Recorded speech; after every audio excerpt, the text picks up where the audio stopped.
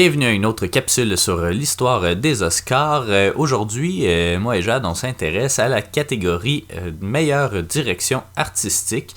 Une direction artistique, c'est comme pas trop clair c'est quoi à cette époque-là parce que aujourd'hui c'est une catégorie qui est souvent scindée en deux. Donc meilleur, ça s'appelle encore direction artistique, mais c'est comme le visuel général du film, puis meilleur décor. Là ça a l'air d'être amalgamé en deux, donc ensemble. ouais, ensemble. Puis en fait, je sais pas quand est-ce que ça va se scinder. Suivez-nous dans les prochaines années, puis vous allez le savoir. Donc, c'est ça. Donc, la direction artistique comprend tout ce qui touche l'aspect visuel d'un film, sa vision artistique, c'est l'apparence générale d'un film. Je sais pas trop non plus parce qu'il n'y a pas de catégorie meilleur costume ou meilleur maquillage. Puis je sais pas si c'est inclus dans cette année-là en tant que direction artistique, je crois pas. Mais peut-être. Fait que on va garder ça en considération. Juste une petite statistique, celui qui a eu le plus de prix et le plus de nominations est Cedric Gibbons, qu'on connaît comme celui qui a fabriqué, même qui a créé la statuette des Oscars. Donc Cedric Gibbons a gagné 11 Oscars en 39 nominations, donc c'est quand même une bonne moyenne. Et Roland Anderson est celui qui a le plus de nominations sans avoir gagné, donc 15 nominations. Pauvre lui, j'espère qu'on lui a donné un prix honorifique, quelque chose. Vous le saurez dans je pense que tu l'aurais trouvé dans ta recherche en même temps. Ah non, je pense pas, parce que c'est ça, ils font beaucoup la distinction entre prix honorifique. Probablement que Cedric Gibbons a reçu aussi un Oscar honorifique qui compte pas dans ces 11, là, donc c'est parce que c'est ça, vu que c'est pas compétitif, ça compte pas, entre guillemets, mais bon. C'est plate, mais c'est comme ça. Il y a 4 films en fait qui sont en nomination, mais 3 directeurs artistiques, donc Sunrise les décors en fait par Rokus Gliese, The Dove et Tempest fait par William Cameron Menzies. The Dove est un film manquant, un film perdu en fait, donc on n'a pas pu le voir, même des images il n'y en a pas tant que ça, donc voilà. Et Harry Oliver pour Seventh Heaven, c'est William Cameron Menzies qui va l'emporter, puis c'est d'ailleurs un des plus grands directeurs artistiques de son temps. On va pouvoir en discuter dans quelques instants. Peut-être commencer brièvement en les présentant. Rokus Gliese, pas grand chose à dire. En fait, c'est un Allemand né en 1891, mort en 1978, a surtout travaillé en Allemagne. Donc, il est probablement venu à Hollywood là, sous l'invitation de F.W. Murnau qui réalise Sunrise, là, qui est lui aussi allemand évidemment. Pas grand chose à dire pour vrai sur sa vie parce que c'est tous des films allemands pas très connus. Donc, voilà. William Cameron Menzies, par contre, lui est très connu, né en 1896, mort en 1957. Il aurait inventé d'ailleurs le titre de son poste Production Designer, c'est-à-dire celui qui fait les décors, parce qu'il voulait nommer ce qu'il faisait dans l'industrie. Puis en plus de ça, il est un directeur artistique et un réalisateur. Il est également un pionnier de l'usage de la couleur pour donner un effet dramatique dans un film. Il débute dans les années 20 et fait sa place rapidement avec des grands décors de Robin Hood en 1922, de Thief of Baghdad en 1924, de Bat en 1926, The Dove qui est perdu, Sadie Thompson et Tempest. Son travail pour The Adventures of Tom Sawyer va inciter David O. Selznick à le choisir pour Gone with the Wind, sur lequel il y avait l'entièreté du pouvoir concernant le visuel du film. Donc même par-dessus le réalisateur, c'est William Cameron Menzies qui avait l'autorité. Il va débuter également son travail à la réalisation dans Gone with the Wind en réalisant la scène de l'incendie d'Atlanta. Puis il va aussi faire la Dream Sequence, la séquence de rêve, je sais pas comment le traduire, inspiré de l'esthétisme de Salvador Dali dans Spellbound, un film de Alfred Hitchcock. Il va en plus réaliser Things to Come en 1936 qui fait partie de la collection Criterion. C'est un film de science-fiction basé sur un roman en fait de H.G. Wells qui fait partie, je l'ai déjà dit, là, qui fait partie de la collection Criterion, mais il va réaliser aussi le film Invaders from Mars en 1953. Mais c'est ça, il va surtout rester en fait à la direction artistique. Il va être nommé en fait pour Bulldog Drummond, en plus des nominations de cette année-là. Il va être nommé pour Bulldog Drummond en 1930, Alibi et The Awakening en 1930 aussi, mais la 3e édition, parce que oui, il y a 2 éditions des Oscars en 1930. Et il va gagner son 2e Oscar pour Gone with the Wind. Tempest, on l'a écouté. On a essayé de garder le focus, en fait, l'accent sur les décors et puis la direction artistique, mais on peut peut-être présenter brièvement le film. Là. Un film encore, un drame, un film romantique, un film d'époque, mettant en vedette John Barrymore, Camilla Horn, Louis Volheim, qu'on retrouve une fois de plus, après The Racket et Two Arabian Nights, et George Fawcett. Ça raconte l'histoire en fait d'Ivan Markov, qui est un paysan qui tente de devenir un haut gradé dans la Russie tsariste, mais l'aristocratie le déteste. Il va tomber en amour avec la princesse de Russie, mais tout change lorsque la révolution d'octobre débute. Je pourrais présenter peut-être Harry Oliver avant qu'on discute. Je parle beaucoup dans cet épisode. C'est bien correct, comme tu veux, vas-y, comme tu le files. Harry Oliver, en fait, né en 1888, mort en 1973, c'est un directeur artistique, mais également un humoriste qui a surtout travaillé dans les années 20 et 30 à Hollywood. Il est connu pour son travail sur Ben-Hur, le premier film muet de 1925, Sparrows de 1926, Scarface de 1932, Viva Villa, de 1934, Mark of the Vampire 1935 et The Good Earth en 1937. En plus de Street Angel, qui lui vaudra une autre nomination aux Oscars l'année suivante. Là, on va vous expliquer ça l'année prochaine, en fait, pour la deuxième cérémonie, pourquoi ce film-là a été nommé dans 2 années différentes. Il va débuter comme peintre de décors, puis accessoiriste et finalement directeur artistique. Outre son travail à Hollywood, il est connu aussi pour ses livres humoristiques qui met en vedette le Desert Rat, une espèce de personnage. En tout cas, il faisait pas des serials, mais en tout cas, des petites nouvelles, puis il a collecté ça dans 2 romans, en tout cas. Recueil de nouvelles, on peut dire ça comme ça. Donc, lui, c'est pour Seventh Heaven de Frank Borzage, qui met en vedette Janet Gaynor et Charles Farrell. Donc, discutons un peu de cette direction artistique-là, de ce visuel du film-là. Je pense que c'est 3 films là, qui ont quand même une signature visuelle assez importante. Je te laisserai commencer, peut-être. Ouais, écoute, Sunrise, on en a déjà parlé, dans le fond, dans des capsules précédentes. On a nommé là, que c'était très clairement inspiré du visuel de l'expressionnisme allemand.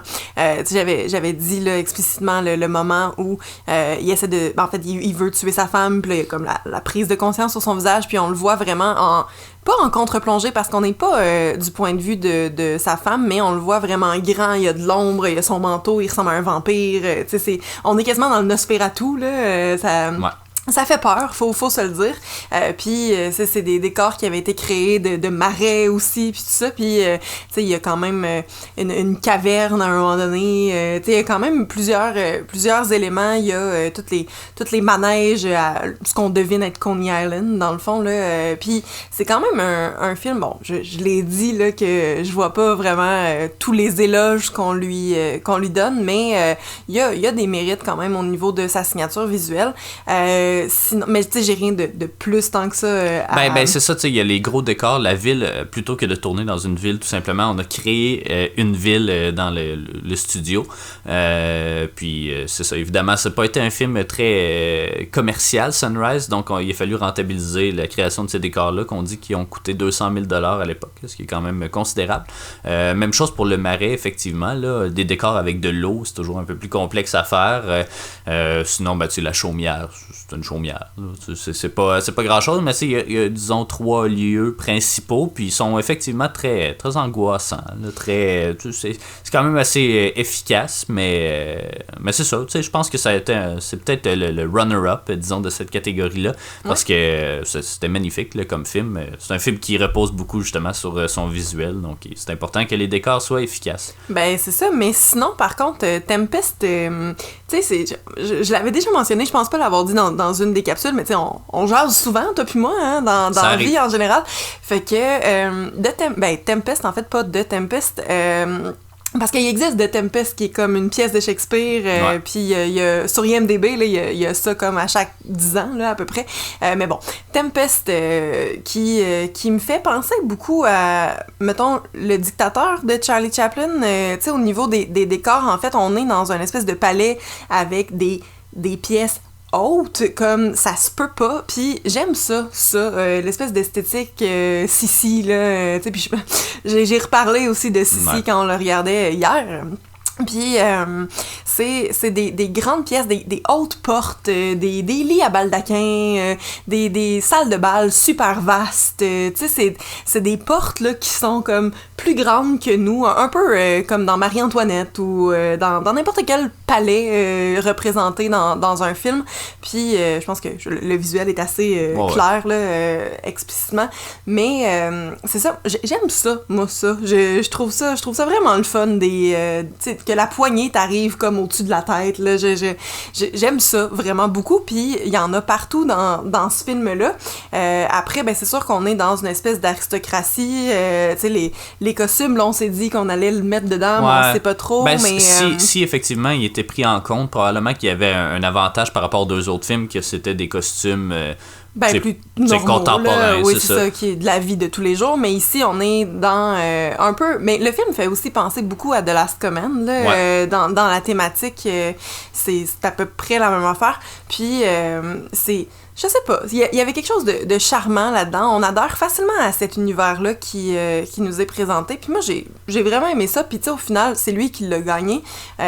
Puis je trouve qu'il y a quand même quelque chose de plus dans ce film-là. Ben, de Dove, c'est sûr qu'on peut pas juger, là, mais dans Tempest que dans les deux autres. Je sais pas, toi, ce que t'en penses. Ouais, ben, effectivement, même chose. Mais moi, ce qui m'a marqué, puis on dirait que j'en ai pas vu dans d'autres films de cette époque-là, là, à moins que, en tout cas, ça m'a pas frappé tant que ça. C'est la maquette au début du film.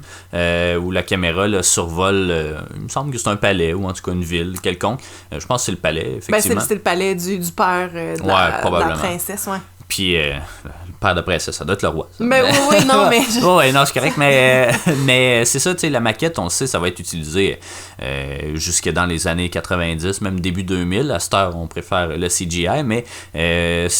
j'ai pas trouvé l'information, c'était clairement pas le premier film qui utilisait une maquette, mais c'était cool. C'était cool pour vrai, j'adore ça, moi, les maquettes, les modèles réduits et tout. Fait que c'est sûr que ça m'a parlé beaucoup, puis ça a probablement joué un rôle dans le prix que William Cameron Menzies va remporter. Mais non, effectivement, tu sais, Tempest, c'est pas un grand film non plus, là. C'est pas un mauvais film nécessairement, mais tu sais, comparé à The Last Command qui présente les mêmes thématiques, une espèce de Ben, c'est ces retournements de pouvoir, là, dans le fond. Il y a des gens qui sont au pouvoir qui finalement se retrouvent à plus l'être. Puis là, les autres, les révolutionnaires qui prennent ce pouvoir-là, puis qui ont la main haute sur les autres, finalement. Fait que c'est comme tout ce jeu d'influence-là, dans le fond, de tu sais, faire attention à comment t'agis avec les gens, puis à ce que tu dis, parce qu'après, c'est plus toi qui...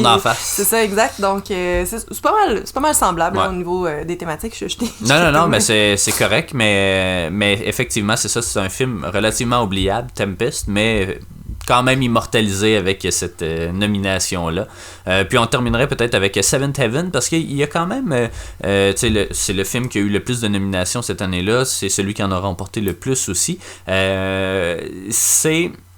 Ben, il y a quand même plusieurs, c'est un film quand même à grand déploiement, malgré que la moitié du film ou à peu près se passe dans un appartement, mais tu sais, il y a le décor de l'appartement qui est simple, mais surtout les toits, parce que c'est un appartement au 7e ciel, quelque chose comme ça, mais tu sais, c'est un penthouse. Au 7e étage d'une tour d'appartement, là. Ben, d'un building parisien typique, là, puis il y a les toits, en fait, c'est ça, on se promène d'un appartement à l'autre à travers des plateformes érigées entre les bâtisses, fait qu'en tout cas, il y a peut-être ça, mais il y a aussi des scènes de guerre de moyenne envergure. Là, on n'est pas dans Wings nécessairement, mais qui sont quand même crédibles puis de grands déploiements, justement. Ce qui explique probablement la nomination de Harry Oliver dans les décors. Mais tu sais, dans Street Angel, il n'est pas nominé pour cette année-là, mais il est nominé pour l'année suivante. Mais Street Angel aussi, les décors étaient quand même assez marquants. Le Naples qu'on a reconstruit et tout. Puis c'est le même réalisateur, c'est les mêmes acteurs. Donc c'est clairement la même équipe. Peut-être même les mêmes décors qui ont été réutilisés à certains moments. Ils sont efficaces, là, pour vrai. Il y a vraiment une signature visuelle particulière au film. Outre le mouvement de caméra, la direction photo, ces trucs-là, il y a vraiment un décor... Ben, c'est ça, une ambiance générale très bien construite. Puis c'est ça. C'est clairement Seventh Heaven, c'est un film quand même qui ressort du lot des autres films de son époque là, pour sa signature visuelle. Fait que la nomination me choque pas nécessairement, mais je pense que l'Oscar a été remis à la bonne personne. Là. Oui, bien juste peut-être à ajouter, c'est sûr, tu parlais des toits. Il y a aussi justement la scène où on monte les 7 étages. Ouais. Je me rappelle plus dans quel film on avait vu ça, que c'est un ascenseur. Puis on suit, là, en fait, on fait la même affaire là, que dans Seventh Heaven. On va suivre les gens en temps réel aussi. Là, fait que c'est vraiment... puis j'imagine que Seventh Heaven, c'était à peu près le même principe. Là, vous me comprenez peut-être pas, là, mais dans le fond, dans les deux cas... Là, mais c'est quoi ce film-là avec l'ascenseur? Je sais pas, c'est un film français, mais c'est peut-être Charade ou je sais pas. Non, ça fait longtemps qu'on a vu ça. En fait, des personnages qui rentrent dans un ascenseur, puis la caméra est comme loin... au bout du plancher finalement, puis on suit entre les étages, puis l'ascenseur arrive au même moment, les portes s'ouvrent, la caméra est arrivée à ce moment-là. Je sais plus c'est dans quoi, mais c'est ça, puis c'est un peu le même principe ici. On voit les personnages monter, puis là 7 étages quand même dans des escaliers, puis la caméra fait juste tout le temps, mais c'est pas un travelling là, mais on monte en fait les étages en même temps qu'eux, puis tu sais, au niveau du timing puis du décor, c'est quand même vraiment le fun à suivre là, parce qu'il n'y a pas de coupe, il n'y a pas... puis c'est ça, le timing est juste parfait, puis je pense que c'est une scène marquante de ce film-là, puis évidemment, il y a tout... Le lien entre les appartements sur les toits qui est quand même vraiment le fun, qu'on se doute que bon c'est pas vraiment le Paris de cette époque-là, mais qui est quand même vraiment cool à regarder là, mais je pense que au final l'Oscar à Menzies est totalement justifié, malgré que les deux autres avaient quand même des mérites là, à certains égards. Définitivement. Donc voilà, c'est notre petit tour d'horizon, puis notre 5 cents sur ces 3 films-là nommés à la meilleure direction artistique. Donc merci d'avoir été des nôtres, puis retrouvez-nous pour la prochaine capsule sur l'histoire des Oscars.